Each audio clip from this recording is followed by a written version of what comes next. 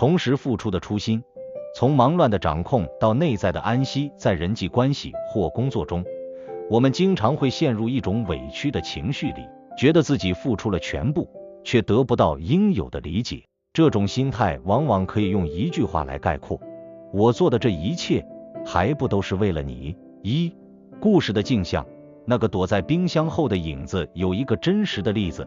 一對姐妹常被母親要求出門跑腿，姐姐因為不想動，便提議讓妹妹獨自去買東西，自己則躲在家裡冰箱後的陰影裡，等妹妹回來，她再跳出來假裝兩人一起進門。直到多年後真相大白，母親才明白為什麼當年總覺得家裡有趕不走的黑影。這個故事揭示了我們在責任分擔不均時的心態。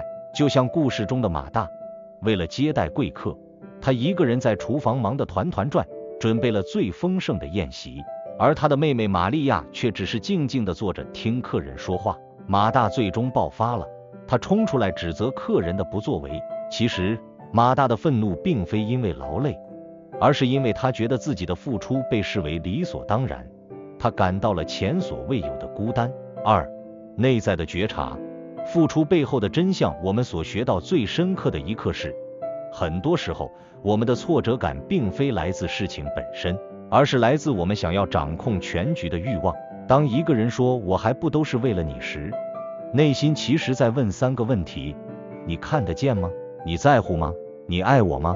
如果我們是為了博取讚許，為了證明自己多能幹，或是為了達到心中那個完美的 KPI 而付出，那麼這種付出就變成了一種交易。一旦對方沒有給出預期的反饋，我們就會陷入苦毒。真正的關鍵不在於你做了多少事，而在於你的心態。如果失去了內心的連接與愛，再多的努力也只是在堆砌勳章，最終不僅會傷害到身邊的人，更會毒害自己的心。3. 實踐的路徑。如何找回內在的平衡？要從這種忙亂與委屈中解脫，我們需要嘗試以下幾種做法。第一，重新排列優先級。最重要的事情往往只有一件，那就是確保你的心是安穩的。在忙碌的生活中，要懂得在關鍵時刻停下來。就像那個最上好的福分，它不是經濟的突破或事業的成就，而是一種即使環境再亂，內心依然有底氣的平安。第二，將任務轉化為一種享受。當你把手头的工作看作是一種連接，一種对生命價值的体现時，心態就會轉變。曾經有人在繁忙的宴會中被指派去洗碗，原本滿心怨氣，但當他意識到洗碗的過程也是一種自我磨練時，他開始邊洗碗邊感受內心的寧靜。結果，那份疲憊感消失了，取而代之的是一種被充盈的喜悅。第三，練習放手的藝術。安靜的真正含義是放鬆和放手。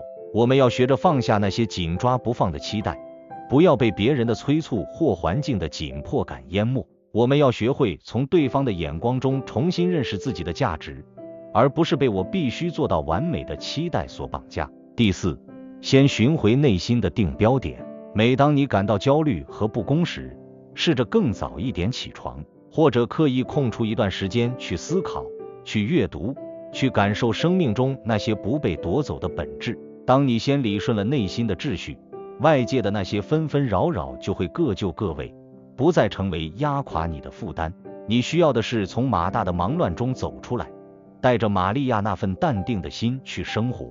你會發現，當你不再計較誰多做了一點，不再為了博取肯定而奔命時，你反而能做得更好，也活得更自由。